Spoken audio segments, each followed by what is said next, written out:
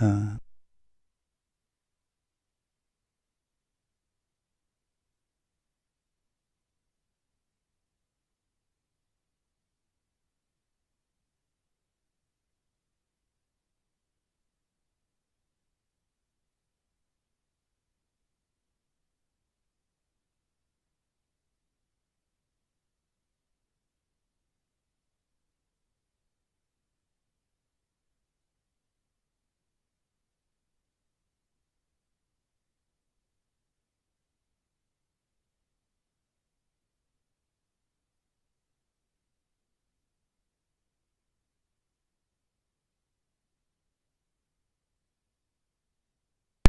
Yo, what's up, everybody?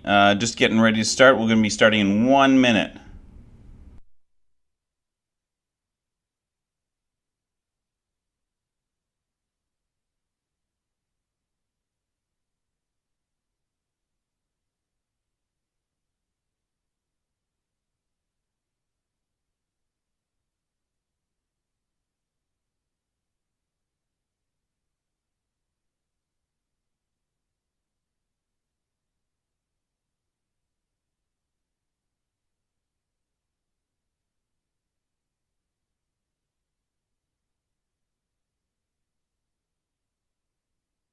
All right, everybody. Hey, how's it going? Is everybody? Can everybody hear me? Is everything working for you guys? Um, if so, let me know, and we will get started in like 10 seconds.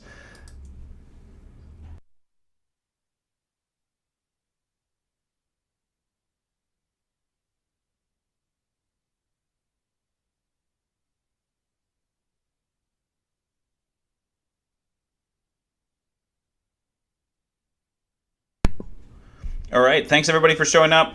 Chris Shepard here, and today's class is going to be on storytelling, and really excited about today's class. Also, got a lot of interest in the Platinum Award, which is going to be really exciting. We're just in the last final steps of organizing the Super Conference and getting it ready. So we're going to be announcing sort of what week the Super Conference is going to be at, and we're going to be announcing.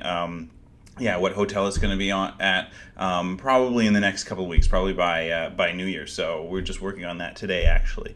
Um, so, but if we've got everybody here, I'm going to get started, and we're going to start going into the storytelling part of the exercise.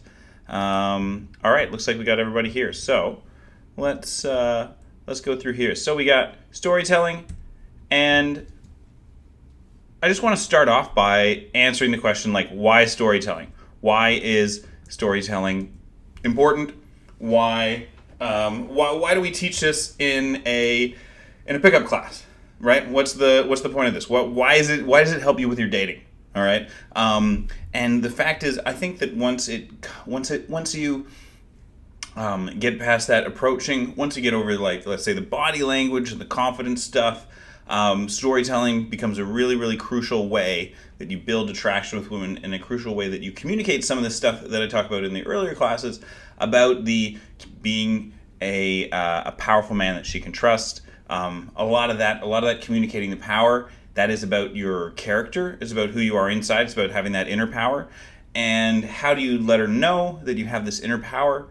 You do it by telling stories about yourself, and by telling stories that are interesting and entertaining, but most importantly, stories that communicate something about you. Stories that aren't just sort of, here's what I did, right? But go a little bit deeper. So that is the real benefit of storytelling, and this applies. It goes well beyond your just your dating life, and it's useful in work. It's useful in school. It's useful in all kinds of different situations, but it's especially useful in dating, and that's why we teach this stuff here. And that's one of the cool things about dating too, about teaching guys how to be better at dating, is that dating is actually like the hardest. It's the hardest skill when it comes to social situations. So if you get good at it's the hardest skill, but it's also the one, like, it's the most intense practice when it comes to social situations. So it's like, it is sort of to social skills the way that, like, weightlifting might be to a strength sport or to other sports, right? because when you go to the gym and you're lifting these big weights, you might not be practicing your sport exactly, but you are building that strength in the most time efficient way possible. And dating is really good for that. So storytelling is about creating great conversations and being fun to talk to. That's one of the things that I want you guys to get out of this. It's about communicating your character and creating trust, and that's the part of the storytelling exercise that helps you create a connection with women. That's the most relevant part in dating. But also, it's about defining who you are and your self-concept. I want to explain that a little bit too, because like the stories that you tell about your life, and specifically the stories that you tell yourself, determine your self-esteem. They determine what you think of yourself. Again, if we're going back to the early classes, I talked about what are your important beliefs, right? And one of your important beliefs is your self-concept. Who are you as a person, right? Are you a smart person? Are you an ambitious person? Are you a successful person? Are you hardworking? Are you lazy? You have a belief about that, and that belief determines to a large extent how you behave, whether you're confident or not, whether you think that you can meet a challenge or not. And your existing self-concept isn't necessarily true.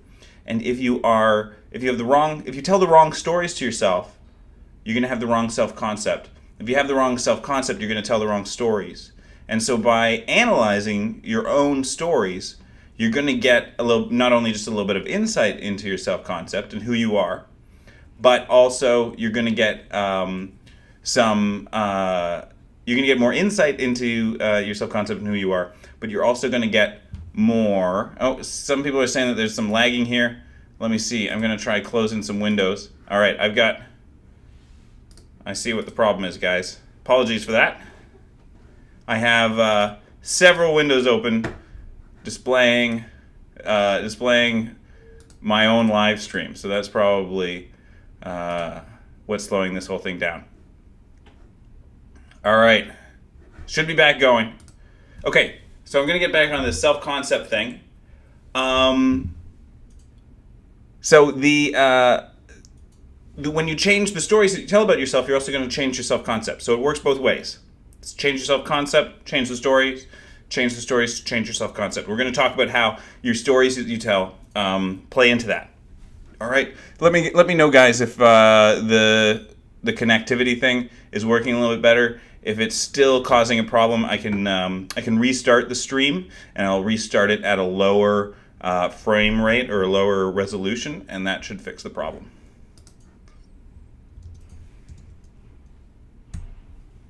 All right, so just to start out, I want you guys to think about a story from your life. And it doesn't have to make you look good or be the most exciting, most interesting thing that you've ever done. It just has to be a little bit interesting. It just has to be have some kind of value in it for the reader. Okay, so we're not picking stories that are the stories that make you sound the coolest. All right, those stories are sometimes boring. You want to pick one that's just interesting, where something funny or unexpected happens. And give it a simple description. Okay, so again, if you have a notepad or something around you, give it a simple description and go, this is the story where XYZ happens. All right, that's going to just be your little name for the story. And this is just our exercise. We're going to go over it basically for the next half hour or so. And the reason why I want you to say this is the story where such and such a thing happens is because I want your story to be focused. All right. So if you can't answer that question, this is the story where XYZ thing happens. Maybe you need to narrow the story down. All right. Don't tell the story about this is the story of summer 2015. Okay, because that's going to be a long story. It's going to be kind of boring. But I want you to just pick a story. Think about it a little bit. Don't worry, you don't have to have the story all the way. You don't have to have the story already written yet. The purpose of this exercise is that if you just think of something that happened to you, I'm going to take you guys through an exercise where we're going to take this thing that happened to you. We're going to take this thing that happened to you, and we're going to turn it into a story that you can use in a bar when you meet a girl. You can use it in when you make new friends. You can use it in all kinds of different social situations. So I'm going to give you an example of one of my stories. All right, this is a story that I tell a lot. I've got a bunch of them, but forgive me if you've heard this story before. This is the story about how I got arrested in Amsterdam for smoking marijuana. Now, most people, when I tell them the name of that story, they're like, what the hell? How do you get arrested in Amsterdam for smoking marijuana? That's like the place you go to smoke weed. And it's a funny story. And so it starts when I was in Amsterdam with Derek, and I was visiting one of my old friends who lived in Amsterdam. And he said, hey, welcome to the city. I'm going to show you all around. And so we went around the city. We went to all kinds of different bars and clubs and went out for dinner and stuff like that. And then at the end of the night, because I'm not a big weed smoker or anything. It's not really my thing. But I'm in Amsterdam. So when in Amsterdam, do as the Amsterdamians do. And so we went outside. We got a little bit of weed from some coffee shop. We went outside and we started smoking. Pulled out a little pipe. So I'm smoking the weed, and all of a sudden I feel a tap on my shoulder. All right, and it's a police officer. I turn around. He's like, "Excuse me, are you smoking marijuana?" I'm like, "Yeah. Would you like some?" And the police officer goes, "No, I'm working. But where are you guys from? Are you Dutch citizens?" I'm like, "No, we're from Canada." "Oh, can I see your passport?" I go, "Sure. Here, have the passport, man." He goes, "Thanks. You guys are under arrest." And he puts our passports in his pocket. I'm like, what the hell? "Yeah, actually, smoking marijuana in public is now illegal. And it's just a fine, but you need to come down to the police station and pay the fine before you are going to be free." And I'm like, what the hell? Crazy. So, but he's already got my passport. Not much I can do. So we're like, all right, let's go down to the police station, pay the fine. So we start walking down towards the police station and through like the old city of Amsterdam. It's actually through the red light district. And this guy, the police officer has a bicycle. So he starts. I ask him, I'm like, how long have you worked for the police force? And he says, he says, "Oh, I've been working for the police force for 2 years." I go, "Oh, well, how long do you have to work for the police force before they give you a car?" Not everyone has a car. I don't need one. Lots of police officers on bikes." I'm kind of teasing him, right? Then I go, "Well, what happens, if somebody like tries to run away? Like, do you handcuff them to the back of the bike and then double them back to the police station or something like that?" It's like, "No, we put you in a truck." Have you ever gotten into like a bicycle like police chase with somebody where you're like zooming down the cobblestone streets, like ringing your bell, bing, bing, bing, bing, bing? No, never. Anyway, we finally get to the police station, and the police officer, he says, "Would you like? I'm going to go to this prosecutor. Would you like a tea, coffee, espresso?"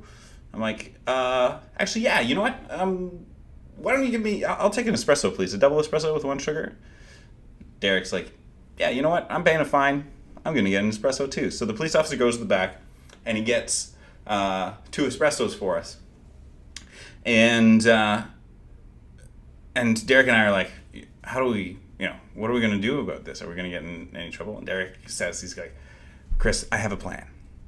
I'm like, all right, I have a plan. You just got to go along, all right? I'm like, cool, sounds good. And don't laugh. Whatever you do, don't laugh. So now I'm like a little concerned. Like, "Derek, why should I not laugh? What's going on?" He's like, no, don't worry. Just follow along. Don't laugh. Whatever you do, don't laugh. I'm like, all right, I don't like this plan. So the police officer comes out and he's like, "I have I have spoke to the prosecutor, and the fine is 300 euros each. So that's a lot of money, especially like back in those days. Like the euro was like almost $2 Canadian or something like that. So we were like, oh man, this is a ton of money. Like, do you have enough money to pay the fine? I'm like, well, yeah, I don't know. We're just here. We're backpackers. We weren't. And I spent all my money at we spent all our money just getting here, basically. And Derek's like, yeah, hey, listen, I got this watch, brand new watch. You should, check that out. It's like brand new Casio. I spent $500 on that. I'll sell it to you for $250. And the police officer's like, no, no, I don't want your watch. I pull out my like BlackBerry cell phone. I'm like, man, this is an $800 cell phone. I will sell it to you for 150 euros. Like, and I'll only have to get another 150 to pay this fine. And the officer's like, no. Derek's like, well, you know what? Like, do you guys need any landscaping done around the police station or anything, or like work done? And I'm like, yeah, I could help you with run the espresso machine. I used to work at Starbucks. I know how to make really good coffee. And Derek and the police officer's like, what the hell is up with you guys? Like, why are you trying to sell me this stuff? And because Derek goes, because back in Canada, when you can't pay your fine, they put you to work around the police station. I just sit there and I don't laugh. I look really sincerely. Mm-hmm. And the police officer leaves, and he comes and he comes back, and he goes, I spoke to the prosecutor. Can you pay 50 euros? We're like, yes, 50 euros. And we throw down 50 euros on the table, and we paid our fine. And that's the story of how I got arrested for smoking marijuana in Amsterdam. And it's the story of how we managed to bargain our fine down from 300 euros to 50 euros. So that's a little story that I tell every once in a while. But mostly I'm telling it to you guys as an example, because we're going to go through a little bit that story. And you can see what I'm doing there to make that story work. And looks like we got lag again. See what I'm doing to make that story work, and what's making it interesting. All right. Maybe restart the stream. It's lagging pretty bad. All right. I'm gonna turn the.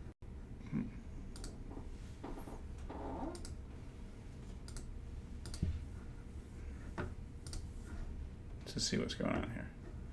Anything running in the background? Hey guys, I have just done the stream again. Let's just see.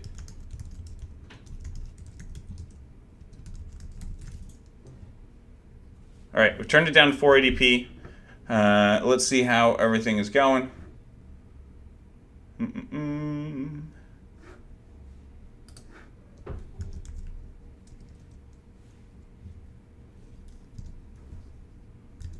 All right. How's everybody doing? Is this working better?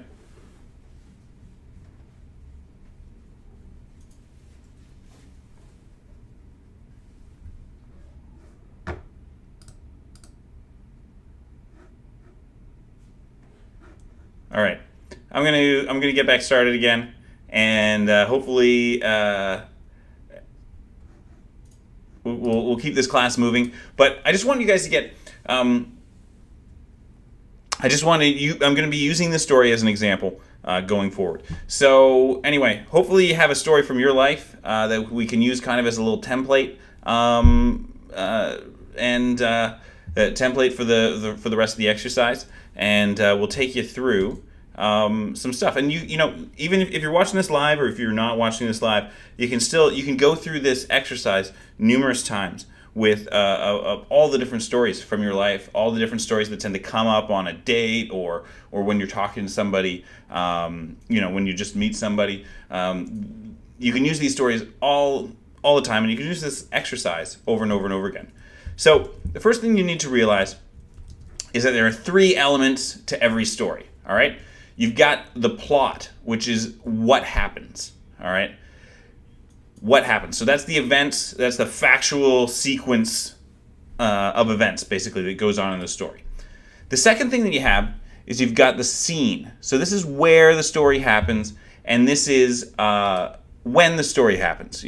So a lot of stories, the plot, like a lot of stories on movies and TV, they only have a certain number of plots. There's a lot of plots to get recycled over and over and over again. I'll just give you one example. Is like Titanic. Titanic is in many ways it's in many ways like practically the plot of Romeo and Juliet, but it's done on a sinking boat, and by changing the scene dramatically, it's a completely, you'd never recognize it as being the same plot. However, in many respects, it's a very, very similar plot. And then you have the characters, the who and the why of the story. And the most important element of your story is the characters. And I'm going to go into this in a little bit more detail. All right? Great stories are about great characters. If you watch this, if you watch Game of Thrones, you might recognize some of these people. Here's an interesting story. All right? Here's an interesting fact. Out of all these people, all these characters that are on the stage, and if you that are on the screen, and if you watch Game of Thrones, you'll recognize them all. If you don't watch Game of Thrones, just bear with me for a little bit. All these characters on the screen, most of them you have known have had less than 1 hour of screen time in the entire series of Game of Thrones. There's less, you have known these characters for less than 1 hour. You've been with them less than 1 hour if you've watched the entire series all the way to the present day. And yet, most people who watch this show will recognize them and feel like they know them. And that's the power of storytelling, is that when you tell good stories and when you develop your character really well in your stories, people feel like they know you. And you have these TV shows where, you've only watched this person for 45 minutes or something like that in your entire life, but you feel like you know this character really, really intensely. Okay. Again, I apologize to anybody who hasn't followed Game of Thrones, but you've got these guys like the King here, Robert Baratheon. I mean, that guy has maybe 15, 20 minutes of screen time, right? But you remember him. You know who he is, and partly it's because all of these characters are very larger than life. All right, and the same is true. The same is true with any good story, any good TV show, any good movie, any good book. It's about the characters that make it interesting.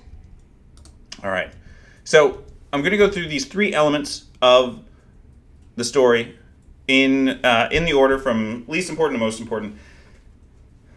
First thing is the plot.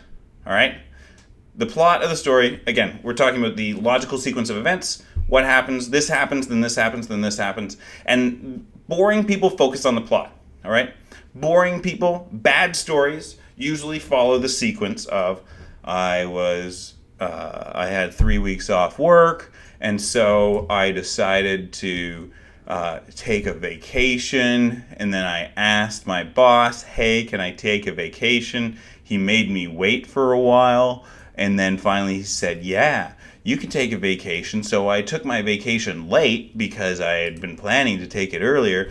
Boring, right? This is people who focus on the plot. Don't do that. Don't focus on the logical events. What you want to do is you want to start when the action starts. All right? You want to start when the story goes from everything's going on normal to everything's going weird. All right? Or you start it like a little bit beforehand. So if you're going to think about this, when did my story of smoking pot in Amsterdam start? Right? It didn't start with me getting on the airplane to Amsterdam. It didn't start with me walking around Amsterdam all day. It starts when I go out with my friend. It also starts when I when I went out with my friend. It also started when but it really starts when the police officer stops me. That's when the story really begins. Why? Because that's where the interesting part begins. I don't give there's no prelude to any of this stuff, okay? And it should end with when the tension is resolved.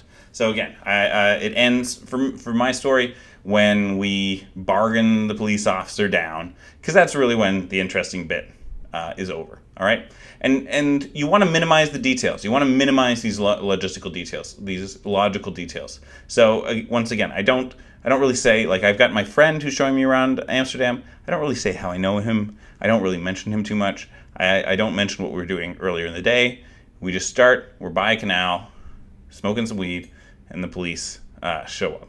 All right. So for this exercise, what I would like you guys to do is I would like you to take the story and see if you can lay out some key plot elements. So what are the the 3, 4, 5 things that happen? So in my story, again, there's we're smoking weed on the side of the canal. Police officer stops us and tells us we're under arrest. I walk and notice he has a bicycle, make some jokes. Then we get to the station. I get my espresso. And then we bargain him down from 300 euros to 50 euros. That's all the logical events. And everything else is just about tying these events together in a way that makes sense. But most importantly, most of the work is going to be focused on character, which is going to be the next element of the story. So does anybody have their stories that they wanted to? Does anybody have a story that they picked out from one of the earlier slides? They want to say the story. This is the story where I did this. Write it into the chat comments if you have something like that, because I would like to be able to go over this with one of you guys. I don't know if we're going to be able to do it through chat, but I'd like to give it a try.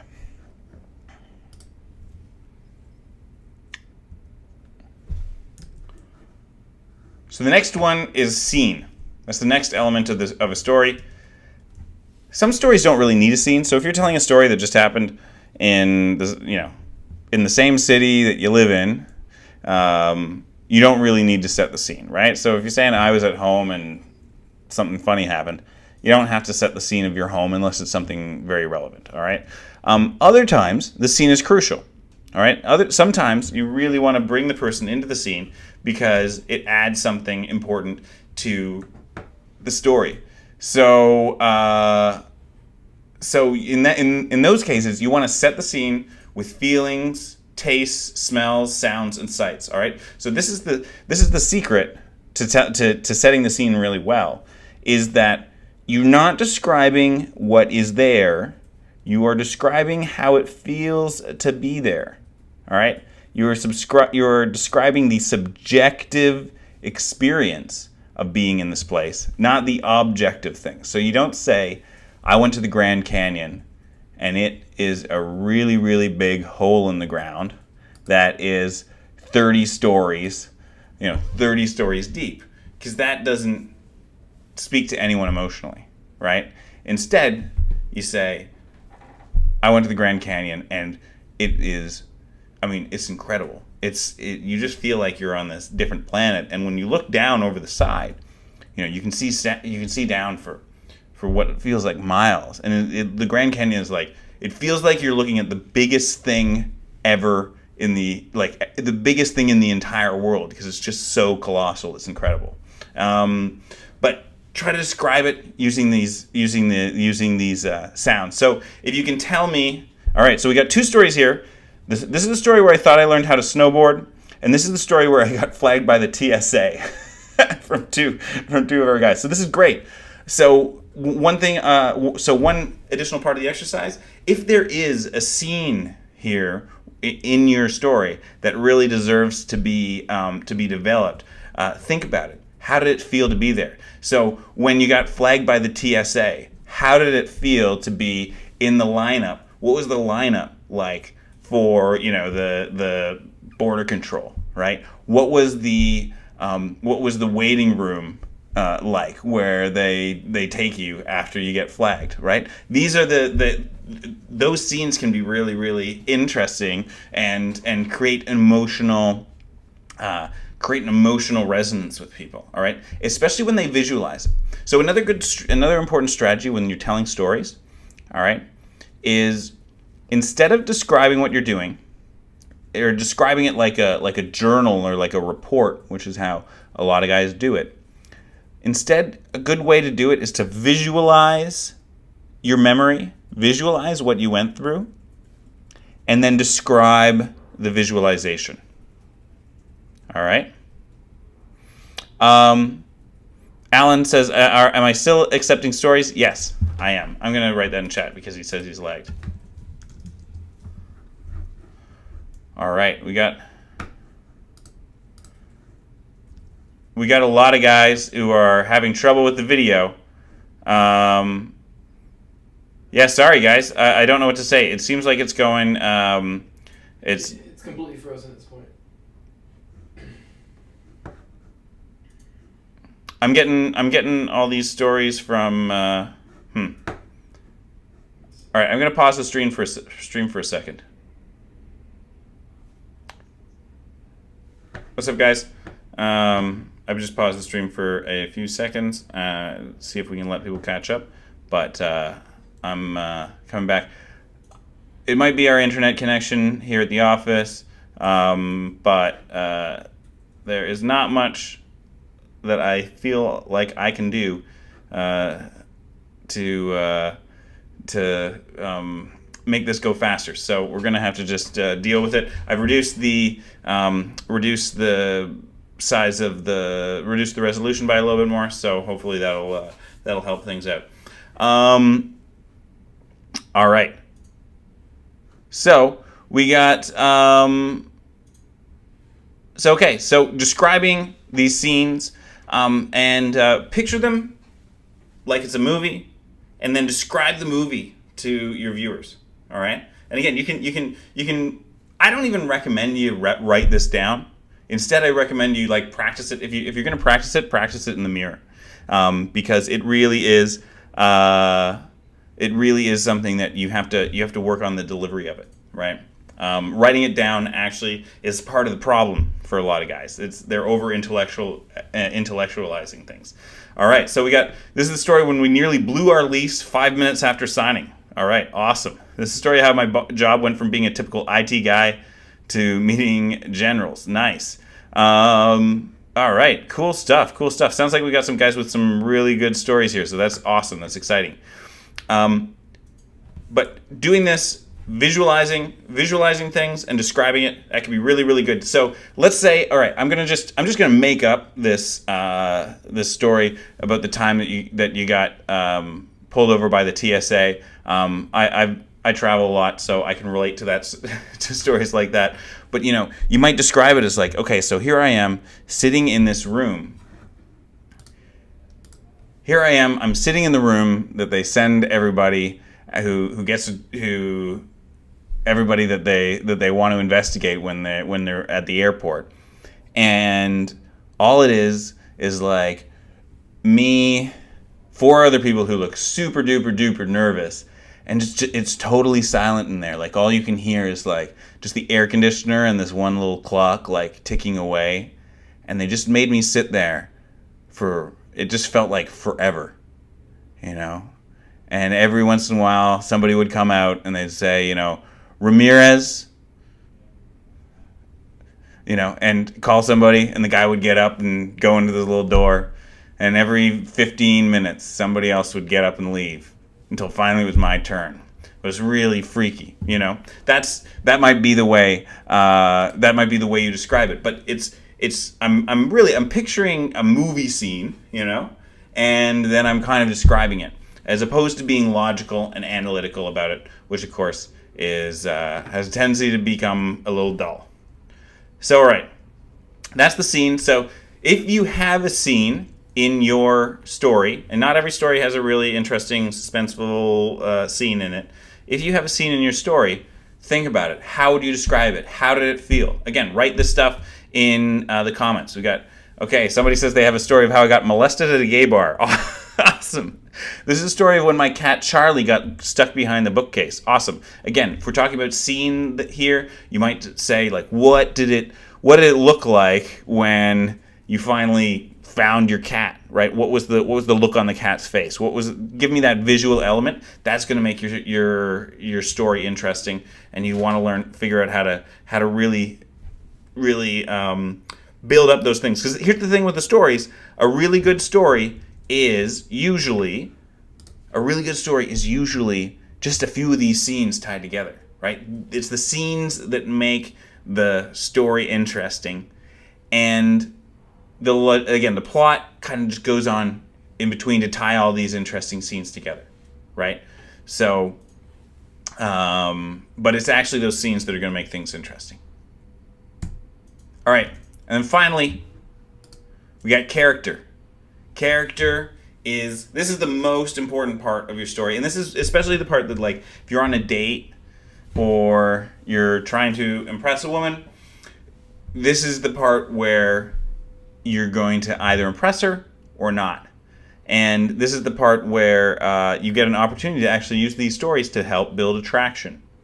All right? Because you are the main character in most of your stories. All right? You are the main character, and you're the most interesting character. So you want to think carefully about how you describe yourself and how you describe the way you think and how you describe the way you act. All right? Because that's going to influence her opinion of you. I don't know if you guys have ever been in a situation like this. Have you ever told a story to a girl, maybe a girl that you're dating, and at the end of the story, it basically is, let's say it's a story about the time, like, your buddy barfed all over the place. It's some kind of typical story that guys tell about somebody getting into some trouble. But at the end of the story, the girl says, she goes, "Oh, you must be really great friends." And you're like, no, this is just the story about the time Derek barfed all over everything. Like, it has nothing to do with, we're good friends, but it has nothing to do with that. Why are you reading into this? Why are you reading all this character stuff into this story?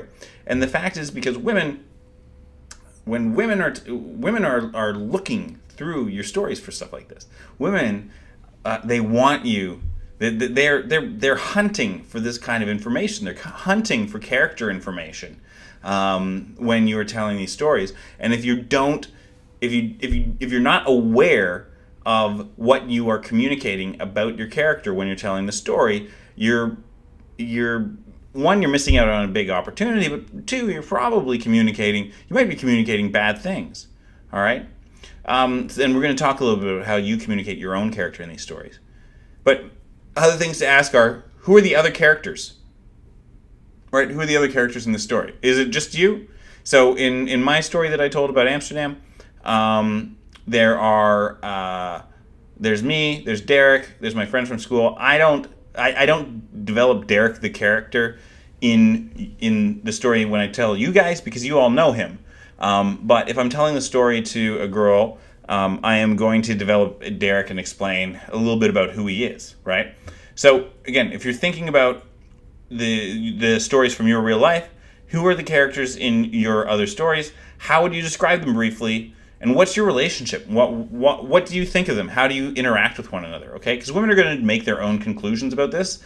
And if you think about it first, you're going to know to communicate the right thing. If you don't think about it, you're probably going to communicate ridiculous. You're probably going to communicate the wrong thing. All right.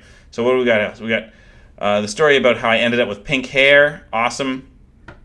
TSA scene. It was an unamused TSA agent scanning my passport. Yeah. Those are the scenes. So all right. Take the characters from your story. If there's somebody else, how do you describe them? All right. So my buddy. So I will describe some of my friends as. I just try to describe them in a few short words. Here's a good example. If you want to use if you don't have your own character, describe this character. All right, describe this guy. You probably recognize him. What's he like? What are his motivations? And again, what are his motivations? What's his temperament? Let me go back. All right. The reason why I asked this is because Han Solo. He's a guy. He's a good character, partly because he's really easy to understand. You can describe Han Solo in a few words, right? And that's how you can describe other people in your stories. And Star Wars is a good example because especially like the original series, all the characters are like really simple, really easy to understand. They're pretty good characters. Like, what's Luke like? What's C-3PO like? What is Han Solo like? You can answer all these questions, but then when you go into like the other, what Qui-Gon Jinn and Obi-Wan Kenobi, how do they differ in like the first trilogy? What are they all about? You can't answer that question very well, and that's partly because they're not as interesting characters as the original series, right? So if you can describe Han Solo in a few words, you can describe one of your friends or the other people in your stories, all right, in just a few words. So then the final thing is you. You are the number one character in all of your stories, almost all of your stories. And you want to think about how you communicate who you are to these people in the subtext of your stories. So one really important part of this is, do you consider yourself in charge of your life, or do you see yourself as a passive observer? Because as part of this, when I'm teaching boot camps, I get guys to tell me their stories all the time, and I get them to share them with me. And a lot of the guys, they tell their stories in a really passive way. So they'll say things like, well, I went to a good high school, and I did all right, and then like I got into Stanford, because my grades were pretty good. They let me in, and so I decided to go there and study engineering. And then when I went to after engineering, I got a job, with Boeing, and those guys were, it was pretty cool. They liked me after I did my summer internship, and then they promoted me. And so now I'm working at Boeing, and it's going pretty good. All right. That story, it's great. The content of it, the plot of it, makes the guy sound really good, right? But the way that story is told paints the person telling the story as a passive observer. This guy, he's telling a story about how he got an awesome job working in the industry that he wanted to work in at a big company doing important stuff, all right? But he's saying it in a passive way, and so it makes him sound like he didn't do anything to get it, all right? And of course he did stuff. You don't just get into Stanford. You don't just get a job at a big corporation doing really cool stuff. Those are really competitive things. He probably fought really hard for that kind of stuff. But he tells the story as if he's a passive observer in his own life, as if he's just going along for the ride. And that doesn't communicate power, right? That we're talking about attraction as the feeling of being desired by a powerful man who makes her feel safe, right? That doesn't make him seem like a powerful person. Despite the fact that he's got all the success, he's not coming across like he has the character traits of a successful person. And he does have the character traits of a successful person because he is a successful person. But if you don't tell the story the right way, it doesn't work that way. My grandfather was in World War II. And the way he would tell his stories, I thought he was a general when I was a little kid. He used to say, we had Rommel surrounded outside of Tobruk. We'd mined all the roads out of town. So when we knew that if he was going to decide to break out, we were going to have him. And, again, I thought the way he says it, it sounds like he was the one in charge of, organizing the whole thing. But no, he was just one of the guys in the hills, with a weapon ready to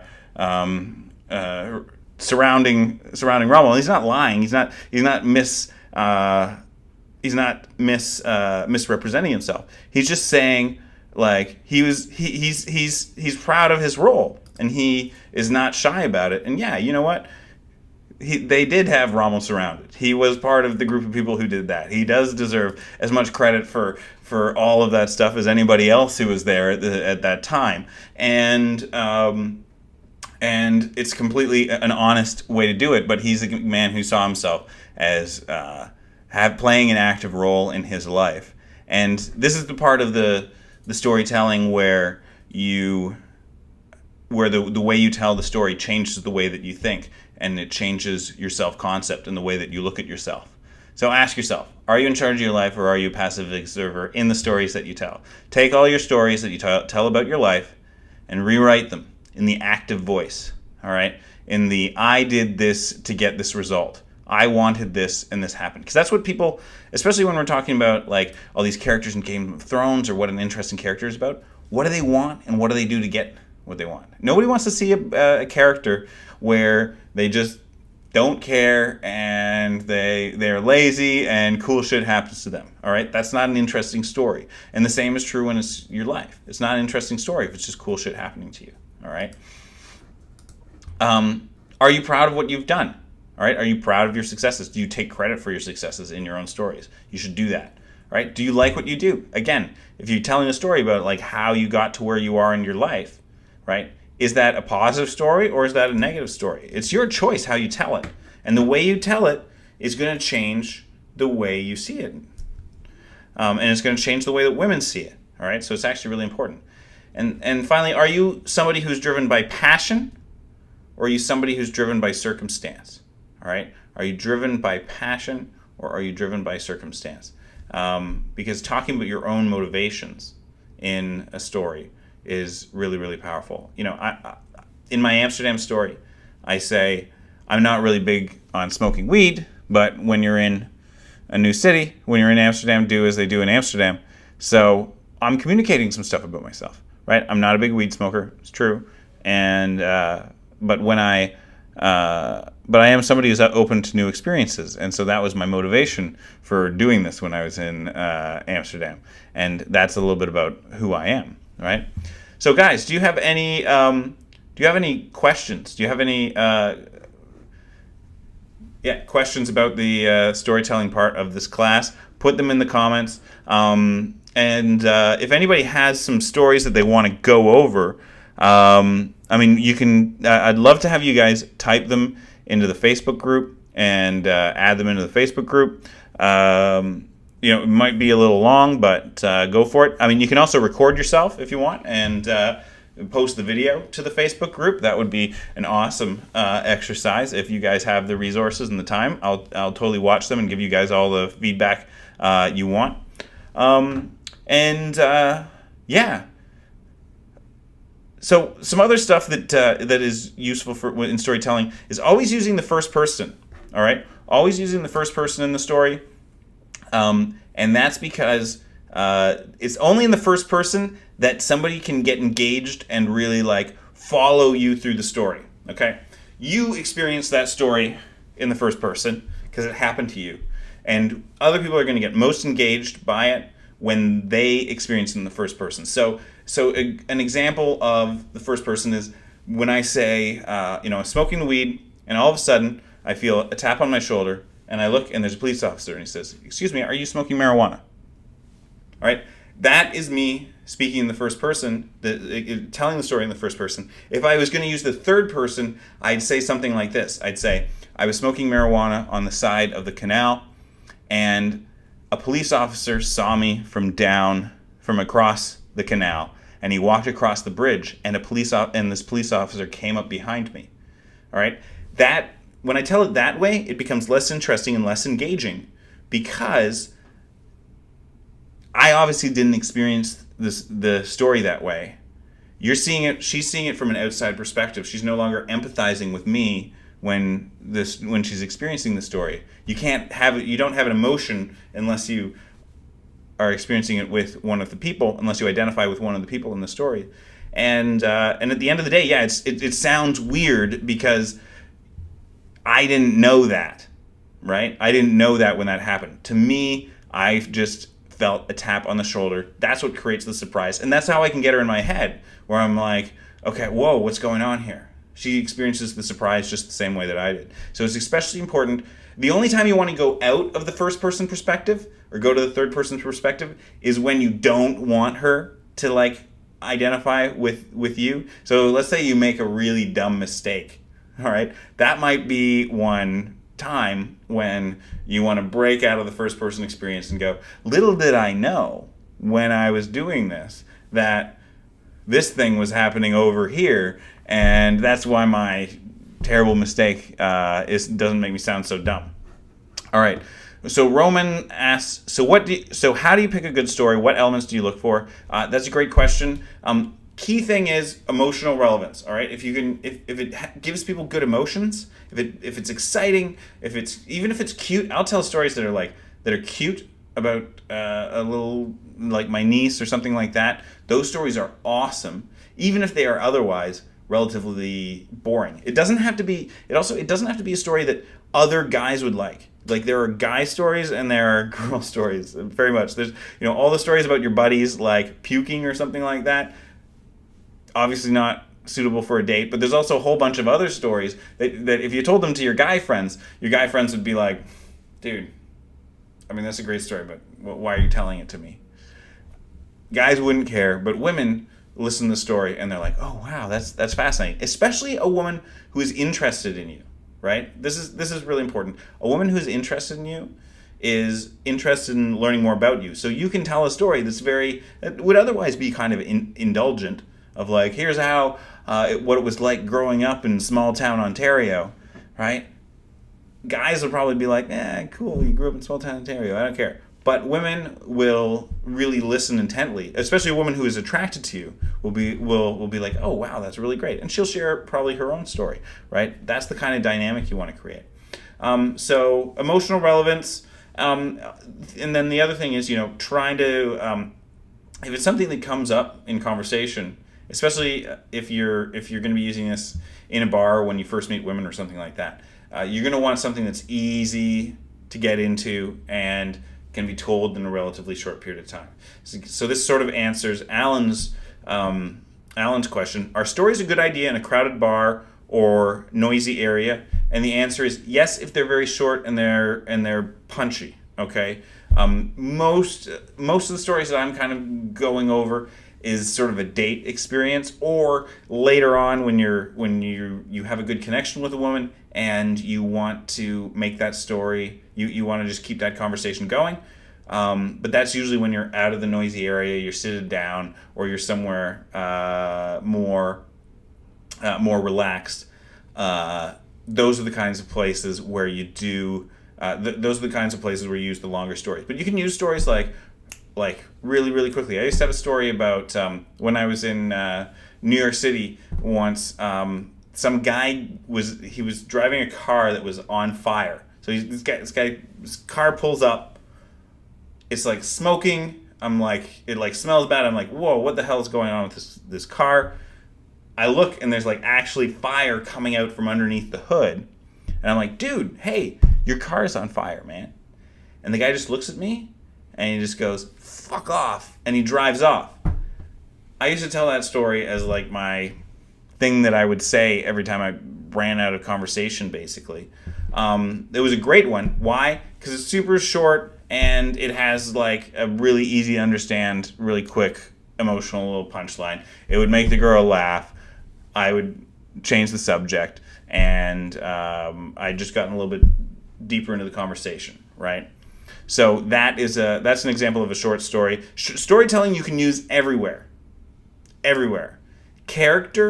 Adding character to everything makes it more interesting. Like if you are on tech support with Microsoft, you can use character to make them more interested in helping you with your computer. You can say, hey, I'm just a regular guy and I've got this computer and it was given to me by my niece and she really, really wants me to print out a picture of a princess for her and I'm having the hardest time making it work. How can you help me out? And I'll tell you, if you say something like that, you give a little story where there's like, okay, two people, you understand my motivation? No, I'm just trying to make this little kid happy. I'm just a normal guy.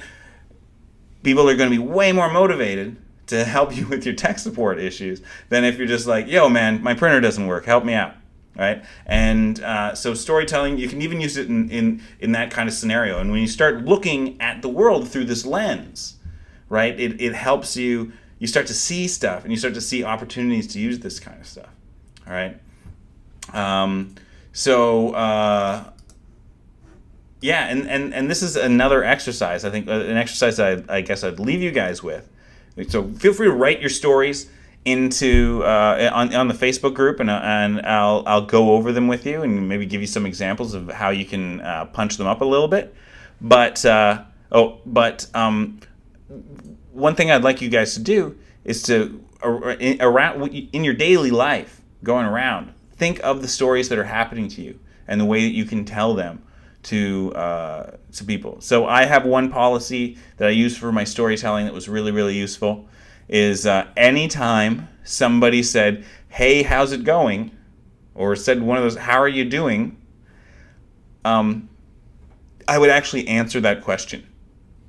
I would actually go, "Well, here's a story." Then I'd tell them how I'm doing, or express a little bit about my character or how I felt. And that was a really, really interesting exercise. So people would say, get on the phone. "Hey, what have you been up to?"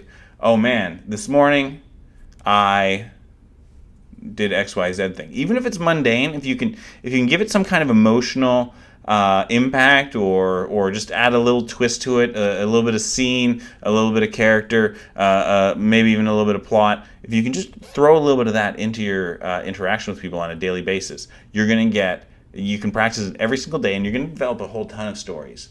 And as you practice telling these things, you're going to develop a whole ton of stories, and you're going to get better at having stories that you can use trigger words to get into these stories out of other conversations. So you can, I have stories about every city basically in the U.S. because I've been to them or met people from every city, and so whenever somebody says, Montana, I have a little thing to say about Montana. How did that happen?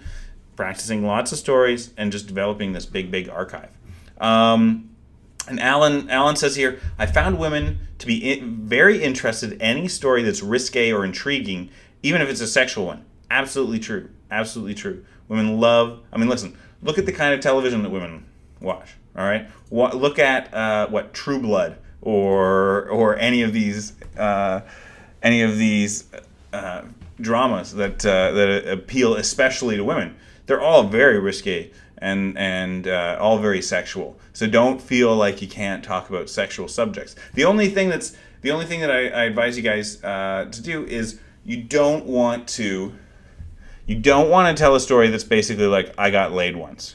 All right, you definitely don't want to sound like you're bragging in a story where you're talking about women, because one, bragging makes you it presupposes that this is kind of unique and remarkable, that this girl was into you or whatever that story is. Instead, you want to treat it like it's a normal occurrence. And second, it is easy to make women feel a little self-conscious, or ruin the trust, to undermine trust by telling indiscreet stories. So I'll often, if you are telling a story that has a sexual element to it, oftentimes a safe play is to just say, "Well, I shouldn't talk about that anymore," and just imply that something happened, but don't talk about it. And that way, you're not going to get in trouble for being, you're not going to get put her off by coming across like a guy who's bragging, or a guy who is being indiscreet and talking about his conquest, but you're also sort of hinting like, yeah, something did happen. That's one way to go about it. All right, fellas. So thank you so much for another awesome lesson. I'd love to hear your stories in the Facebook group and in the Charisma Good Coded page down here. And if you guys have any questions, I'll be sticking around here for a few minutes and answer them if there's any coming up. Let's see. I'll give you guys a few minutes.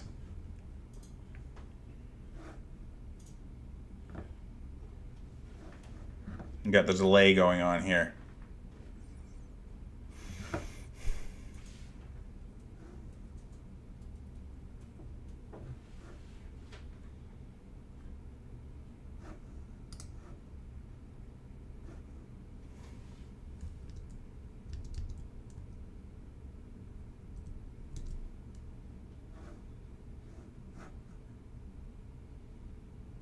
Anyone want to share their story? And I can go over it with you a little bit. It's going to be hard just via the chat function here, but should be able to do it.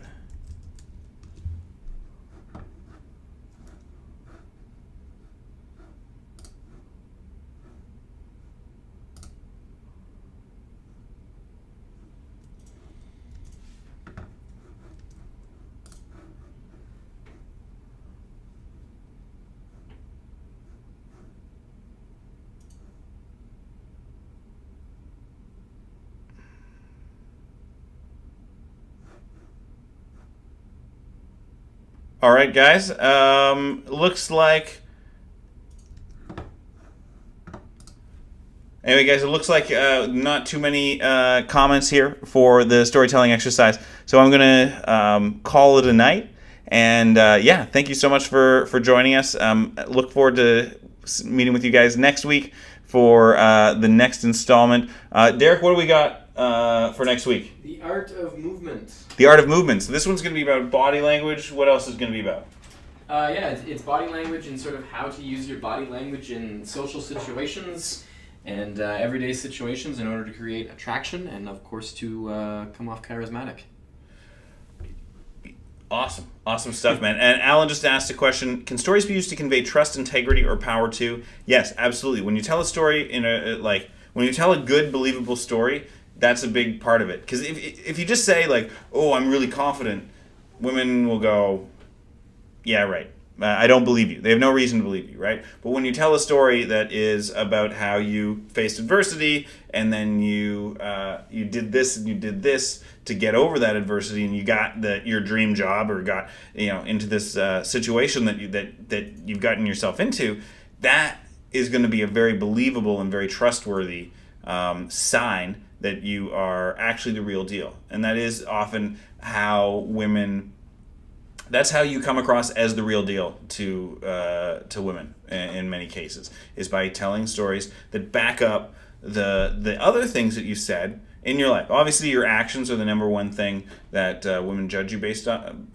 But in the first date, second date, they usually don't have a lot to run on, and so these are the additional things that really, really, really distinguish you from other guys and help you get the kind of girl that you want to date. All right. Thanks, guys. It's been a great evening. See you guys on Thursday. Take care.